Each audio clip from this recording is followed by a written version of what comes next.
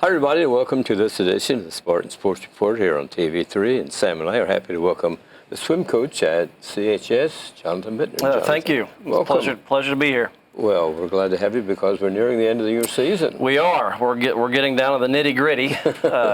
Couple weeks, girls will be at sectionals. We started their taper on Saturday of this week, and we hope to have them ready to go in a couple of weeks. Will the sectional be at New Palestine? It's still at New Pal. They still have, I think, the best facility around to hold a meet of that size. Now, with the current climate of COVID, it's going to look considerably different than what we're used to. You won't have the cheering from the stands, which I think is a bit of a disappointment for the kids, because that really gets them amped and pumped up and ready to swim. Yes. So it's going to feel different when we're there, but our eye and our goal is just on having our kids swim their best times. New Palestine holds it because they have 8 lanes? That's an 8-lane pool. Okay. It's a great facility to hold a meet of that size. Back in my day, we used to have the sectional tournament at Richmond, which in my opinion wasn't the best of facilities for that, but I digress. But New Pal's a great facility to hold a meet of that size. And it's 6 lanes at Connersville, so right. We're sort of out of the running as right. far as... Yes, if we come into some considerable monies, then maybe if we get a new pool, we could host a meet of that size. Most places we go are 6 lane. Yes, most of the pools around the county and other places are 6-lane pools. It's very rare that you find a lot of high schools in the rural communities that have 8-lane pools. Sure. You just had a meet at New Pal. That's probably good going into sectional time here, so for familiarity? Right. We like to give the kids an opportunity to swim at that facility because, again, they're used to 6-lane pools. They're not used to the size. It's kind of the Hoosier syndrome where, back in the day when you go to these big courts and these big arenas, give the kids that haven't been there before a chance to see what a big 8-lane tournament pool can look like and how that feels.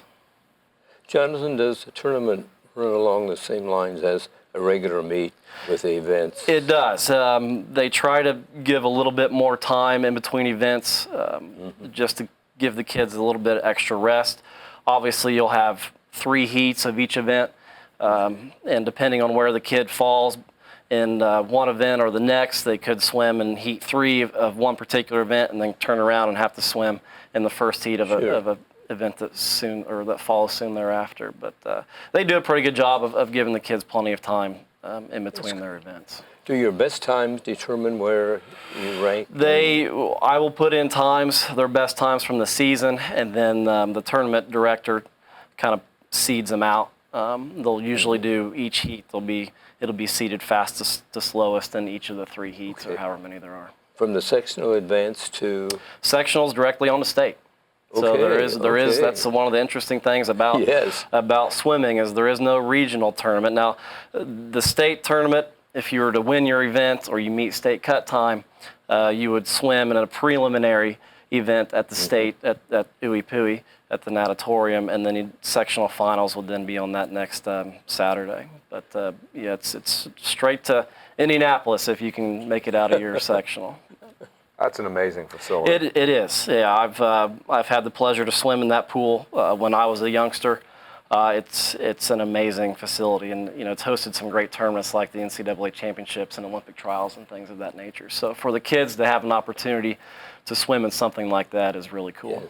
So each sectional has individual winners and a team winner? Yes, you'll have individual winners and then the overall sectional champion, which is just based on whoever acquires the most points throughout the meet. Okay. And then any individual that makes a state cut time can also advance to the state tournament. I know you have hopes for all your swimmers. I do. New Pal's not a terribly strong sectional. There are some 2 pretty top-tier teams in that sectional with Greenfield Central and Mount Vernon. But outside of that, there is opportunity for our kids to win their event, to make state cut times, and to go on. So we find ourselves fortunate to be in the sectional that we're in, I think. I know in diving, Quentin Jones is probably... Quentin's amazing. He's one kid that I'm going to miss next year. he's guaranteed points. So it'll be interesting to see. I'm assuming he's going to make it again to state for another time, and we'll see what he does this year. But he went pretty far last year. He did. His placing slips my mind at the moment, but my dive coach Kristen Dade does a phenomenal job with him, and I'm sure going to miss him. Well, and we need some more divers because I don't have very many this year, and it's. Well, Sam would be willing to. I'm more than happy to have Sam in a Speedo, and let's get on the board. So. Okay, swell. Who are some of the kids you really? I wanted to highlight my seniors this year. On the girls' side, we have Sarah Kokoff, Grace Newman. On the boys' side, Jonah Hensley, Quentin Jones, obviously, and Seth Spurlock. Those kids have been fabulous over the third year, 3 years I've been doing this. So they're going to be missed for sure, and I wish them all nothing but the best. They're great kids. Well, we see these youngsters' names in the paper quite a bit as doing very well in events. Yep, Quentin's done really well. He was conference champion in diving a couple of weeks ago or so. I unfortunately missed that meet due to COVID quarantine, but I got to watch it online, so I got to watch all the kids swim. It's been a tough year because the team has been quarantined a couple of times due to close contact and whatnot, and I've been quarantined a couple of times for the same reason. So, but it's like I told the kids, we're not going to let COVID-19 define us, and we're not going to let it define our season. We're going to keep plugging along and just keep swimming. Well, you and the Spartans certainly aren't alone in that category. No, it's affecting teams all across not only the state but also the country, and it's we're still just fortunate that we're able to compete and able to swim. That's because I also coach boys golf in the spring at Rushville, and we missed our entire season last spring due to COVID. So it's great that we're still allowing kids to compete. When your kids aren't swimming, what do you want them to do in other sports in the fall? And I would like them to be well-rounded. I'm not a big believer in throwing all your eggs into one basket, but to be a well-rounded student athlete. I ran cross country and did swimming and ran hurdles and track. I think to get a variety of sports and train different muscle groups is beneficial to any athlete, not just swimmers, but basketball players, football players. All coaches have the same theory that they want the kids to be active when they aren't. Right. Yes. When they're not in season, but then it's always a balancing act of keeping them motivated and not burning them out too, because kids they've got a lot going on right now, and it's times have definitely changed just in the 20 years that I've been out of school. Fine line determines. Yep. Sam, you have a member of your family, grandson Cooper, that's on the swim team, and he thoroughly enjoys it. I know there's a lot of opportunity with casts for the kids when swim season's not in session and they're not playing any other sports, and there's a lot of opportunity around for the kids to participate. Yeah, particularly with swimming, and our cast program is wonderful. I can't give enough kudos to Zane Spurlock and Stephen Kiefaber, and who's been running that new this year. And Zane and Stephen, now on my high school coaching staff, have done a tremendous job when I've been quarantined and kind of taken things over as far as running practices when I've not been able to be there. I just can't say enough about those two young gentlemen and the work they've done this season. It's been great having them on staff. You mentioned practice. It's early morning. Yes. We 5:45 to 7 o'clock Monday, Wednesday, Friday, and then again 4 to 6 after school. So it's a very busy season. It's a long season. We start at basically the end of October over fall break, and we go all the way to about the middle of February. So it's one of the longest seasons coaching-wise out there. But I enjoy it. I still enjoy it, and it's fun. Takes a lot of dedication on your part and your coaching staff, the kids, and the kids' parents as well. It does, and it all starts with the parents and getting the kids to practice and getting them to the bus on time and picking them up from practice on time, so I don't get home at 10 o'clock. And it's all, parents do a great job, and our swim family, our swim parents have done a great job this year and in the past couple of years that I've been involved. And you don't see that at a lot of places. You don't always have that parent involvement. And as a head coach, that really makes your life a lot easier when you have that. You have 5 practices, but you don't get in the water every day, do you? Yes, we do in the afternoon. Oh, do you? Our morning practices are geared more towards dry land training, so Yes. that's weights and other cardio conditioning, and then we save our 2-hour practices for getting laps in the pool. So and I think you need a combination of both weight training and also swimming Sure. to be a well-rounded and maximize your talents. Did you set some records in college? I did not. I was not a swimmer in college. I participated on a swim club. We started a swim club at Purdue years ago. But no, I did not swim competitively at college. I wasn't quite good enough to make it to D1 swimming ability. I noticed you have your Purdue shirt on under the proper colors of red and white. I do have my Purdue gear on. I always wear that just for you. And I wanted to give you a hard time last week when Mr. Duncan told me that I was going to be now on Monday about that IU Purdue game and kind of the struggles they're having. Yes. But Well, I wanted to make sure Fran was back here to help run some interference. I'll keep my comments to myself about the old Hoosiers. But, I'm not happy either. yeah, there's a lot of. You're probably happy. I'm pretty content, but it's still early, and there's a lot of basketball yet to be played. That's right. It'd be a shame for to host all these NCAA tournament games and then IU not get an invitation. So That would be a real shame. It would I'd like be. to see all of the Indiana schools I would be too. there. That would be great. I always root for the Indiana teams unless it's the red and white. Understood. Speaking of basketball, Sam, the Spartans had a couple of good games this week. Yeah, they sure did. The girls, of course, had a couple games.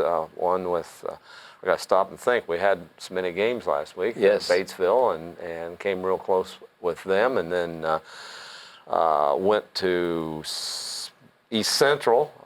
East Central was a tough matchup. I think they're in the top 5. Yes. And then we're over at Rushville, and we know that's always a hard place. Over at Cinda Brown Court, the Lady Lions do an excellent job year in and year out. And then the boys had a couple good games as well, as went to Shelbyville and won by 10 there, and then had a great conference game on Saturday night against the Bulldogs from Batesville. So good week of basketball, and we got a lot of basketball coming up this week. Yes. TV3 was at the game with Batesville. Here are some of the footage from it we'd like for you to see. Batesville came in at 2-10, but they're certainly seem to be a much better team than that. There's Jonah knocking down a big 3. He got the opening 3-pointer. He's a good athlete. He is, pound for pound, inch for inch. I don't think there's any tougher. So Spartans got off to a good start, but Batesville hung in there. But there's Jonah again. Second half action though, Spartans kind of put them away. They go into halftime leading by 6. In the third quarter, we were hitting a lot of threes. I think we only had that 1 2-point shot there by Toby with a little reverse, but the rest of them were threes. But then in the fourth quarter, as we do, Coach Brown likes layups and free throws if you've got the lead, and that's what we ended up with.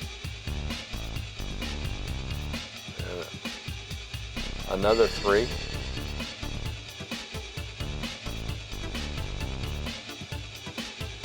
So Spartans right now undefeated in the conference, but still got some tough conference games coming up at East Central and Lawrenceburg for sure. And Franklin County, I think, is number 3 in the conference. Franklin County had played this Batesville team the night before, so we'd had a day in between from the Shelbyville game. Yes, the Spartans have their hands full in the conference because there are no easy ones. And there's the final, 40-27, and they bring out the victory bell. So Spartans, I haven't checked it today, but going into that game, Connersville had the second best defensive average in the state of under 40 points. I believe they still have. Rochester is the only team above them with the Spartans are 37.10. Rochester's 33.07 or something. So yeah, it's pretty amazing, and we've seen that a lot. That's kind of the signature of Coach Brown. That's right. He's very well respected around the state, and we're fortunate to have him here. sure. This week's sports schedule, CHS, Monday, round 2 of the Eastern Indiana Conference freshman tourney. The girls are playing here at Connorsville and the boys at Batesville, and both Spartan teams were successful in the opening round on Saturday, so the Spartans tonight are playing Franklin County, and the boys are playing Rushville at Batesville. On Tuesday, the Lady Spartans meet Blue River at Spartan Bowl. The Spartans meet Hamilton Southeastern on the Royals' home court. Wednesday, the Conference Freshman Tourney Championships games at Batesville and here at Connorsville. Thursday, Lady Spartans' final regular season game at Spartan Bowl, meeting Franklin County. The gymnastics meet with Muncie Central at CHS Gym. On Friday, Spartan basketball at Mount Vernon. Saturday, wrestling schedule at South Dearborn. Wrestling sectional at South Dearborn starts at 9 in the morning. Freshman, JV, and varsity basketball, Spartan Bowl at Spartan Arena, and the Bowl, that's with Jennings County, games at 6 and 7:30. Here are the area girls' records, final week of the season for the ladies. Cambridge City, 3-12. They lost 47-6 at Hagerstown at Union County Tuesday. Centerville is 1-9. They lost 42-26 to Nicetown Tuesday at Union City. Franklin County, 6-12. They lost 39-34 at Greensburg at South Dearborn on Tuesday. Richmond is 8-4. They won 49-30 over Lafayette Jeff, home Friday to McCutcheon. Rushville is 13-7, won over Lady Spartans 66-43 Tuesday at Columbus North. Union County is 12-5. They won 59-30 over Nicetown Tuesday, home to Cambridge City. Let's look at the boys' records. Franklin County is 5-8. They won 51-35 at North Decatur Saturday, home to Talawanda. Richmond is 3-4. They won at Pendleton Heights 72-58 Tuesday at Muncie Central. Rushville is 0-12. They lost 64-43 to Northeastern Tuesday, home with Nicetown. Centerville is 4-8. They lost 51-40 to Seton Catholic Wednesday, home with Union County. Cambridge City is 6-7. Lost 78-41 at Edinburgh. Friday meets Northeastern at home. Union County is 5-8. They won 45-30 at Hagerstown Wednesday, home with South Decatur. Jonathan, you're on the faculty at Rushville, right? I am, yes. I know you're proud of your girls, but the boys are struggling, and you hate to see you do. any team have a record like that. You do. I think they've had some issues with some quarantine kids too, and not everybody being there.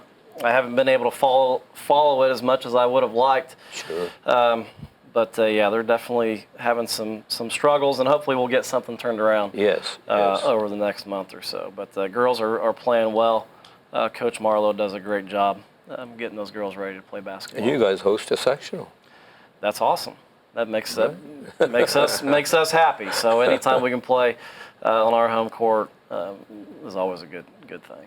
Sam, the Spartans got a draw in the sectional, but I guess it's good and it's bad, maybe. Well, it's won't be easy. Lawrenceburg had defeated the Lady Spartans earlier in the season, but I think it's good we didn't draw the home team right off the bat there, and we'd be a little ways down the road there before we could see them. I saw a couple of Lady Spartans tonight. Earlier today, I was up at Spartan Bowl, and they liked the draw and thought that That's good. Thought they could compete very well against the Lady Tigers. And They lost during the regular season, but I think they've improved since then. yeah, they've improved a lot, and Paige didn't play that game, and she's a big part of our both offense and defense. Yes. So we'll see what happens. I mean, a lot of times you look at things on paper and you say, well, why are you going to play? And it's that way in any sport. Yeah. But they just go out and give it their all, and anything can happen. The opening game of the sectional on Tuesday night at Rushville when they meet Lawrenceburg. And I believe that's the only game that night. Then we come Yes. back on Wednesday night, and 2 more games then, and then semifinals on Friday night. Right. Speaking of Rushville, people of Rushville yesterday lost a tremendous man that had coached over there with Kerry Brown, David Tucker, and certainly our condolences to his family. Yes. And to Coach Brown, because they were very, very good friends, and he was a real friend of the program here at Yes, he was. with He the Spartans supported too. the Spartans. So we've lost a few, and my broadcast partner, he'll be back, and we'll certainly miss Paula as well as she passed. But Dave will be back to work with me tomorrow night, and it's going to be hard, but because she, for many years, she was right there with us at every game when she could until her health wouldn't allow her. So. Jonathan, do you coach any other sports? I do. I coach girls golf and boys golf at Rushville. Okay. So that's I'm an avid golfer myself, so I jumped at the chance to get out there Sure. and help kids learn how to play golf. It seems like most days, other than them getting better, it's often let's play golf. So, but it's fun. I have a lot of fun with those kids. It's a little more relaxed atmosphere than swim season, but they do good. I'm happy with the kids that I have on my golf teams, and looking forward to a boys season. I've got a strong senior this year who's got a chance to get out of sectionals and move on to the regional tournament. So we'll see what happens come springtime. Hoping we get to play, but that's still a month or so away. A little different coaching golf than swimming in that during a golf match you can't really No, they don't. talk to the kids. There's not a lot of coaching in golf once they tee off. So they do let us talk to them kind of from green to tee, and they've laxed on that a little bit. I tend to do a lot more than maybe what other coaches would like, but I'm just trying to get them ready, in time for the sectional tournament. And if there's some things that they're not doing quite right or things that I see that they can make small minor adjustments, I'll tend to pull them aside and give them a few pointers. But if you play golf, the more you think about the game, the worse it gets. So it's you're almost better off not telling them something as opposed to trying to fill their brain with, well, you've got to do this, you've got to do that, you've got to do this. Then it's just that the wheels just fall off at that point. But golf's definitely a different beast when it comes to coaching. When you're coaching swimming, how well? And I've seen coaches going down the side of the pool, yelling at the kids. How well can they really hear you when they're in the water? I tend to get fairly loud. And Zane and Steven are also pretty vocal coaches. It's hard to say. My high school swim coach was a big burly giant of a man and could blow the roof off of a building with his voice, and I didn't hear half of what he said during the middle of a race because you're just so focused on what you're trying to do. Hand gestures and things of that nature almost go a little bit more or help out a little bit more than vocal commands, but it's definitely interesting because when you're in that water, you're focused on one or two things, and 5 or 6 times you turn your head to breathe. Do you catch me at the right time out of the corner of your eye, or do you not? So it's definitely interesting, but we try to have the kids ready to go once they step up on the blocks, that we don't have to do a whole lot once the bell goes off. You mentioned to Fran earlier about seeding, different heats and all that. How's it determine which lane the kids are in? The fastest swimmers will be in the middle lane. So those are the fastest lanes in any pool. You don't have the turbulence reflection off the sides of the pool. Now the lane lines do help with some of that, but definitely the middle 2 lanes are going to be your faster lanes. So we'll put the faster kids there, and then the slower ones out to the outside, and they'll do that for each heat of that event. But that's how that works, and so our goal is to get as many kids in those middle 2 lanes as humanly possible. So that's what we want to see. It's interesting. I'm sure some folks are wondering why you're on the Rushville staff, but you coach at Connersville. That's always an interesting question I get. Rushville did have a swim program years ago. I was a part of that in the early 2000s. I swam from 1999 to 2003. So it's been a few moons since then. When I graduated from Purdue and I landed a job at Rushville right out of college, I was so thankful for that, and took an assistant coaching job coaching swimming at Rushville. And the program, unfortunately, fell by the wayside about 2015, I believe. We don't have our own pool, so that always makes it difficult. Yes, you had to have a swim program. How did you work that? Well, we rented the old Soldiers and Sailors home there in Knightstown. Okay. And so it's not a competition pool. It was a 20-yard pool, a 4-lane pool, but it beats the creek. So we were happy with anything that we had. Unfortunately, some decisions that were kind of out of my hands and led to the program kind of just going. My numbers were going down, and it's just hard to keep a program involved. And swimming is an expensive sport, whether you've got your own pool or you don't have your own pool. Financially, it can be draining. Any talk of, I know they're putting in a new aquatic center down by the river, but any talk of an indoor pool for the kids? If there has been talks, I'm not a part of those closed-door conversations, but I would welcome it in a heartbeat. I would love to see a swim program come back to Rushville, but as of right now, I don't think that's on the radar. Well, we're glad to have you here. Well, I'm happy to be here. It's I love, that was the big thing about coming to Connorsville. The work that Coach Drew had done over his tenure here was just amazing. And again, the parental support and the effort the kids put in is sometimes unparalleled to what you see at other schools, and I'm happy for that. The meet with Centerville is usually a pink. The pink event. out meet, that's our cancer meet that goes to raise funds for cancer research. Yes.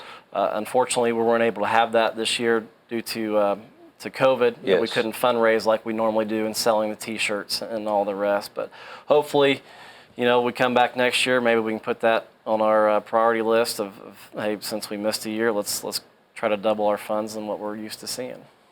It's quite a rivalry event. It is. That's the one meet that I mark on the schedule. This is one that we got to get. And Centerville's a good team. They're coached well. Yes. Darren Reinauter's a great coach. And that's always one I like to check off my victory list, if we can. And he was a product of CHS here. Yes, I am aware of that. He's a great man, great coach, and he's done a phenomenal job at Centerville.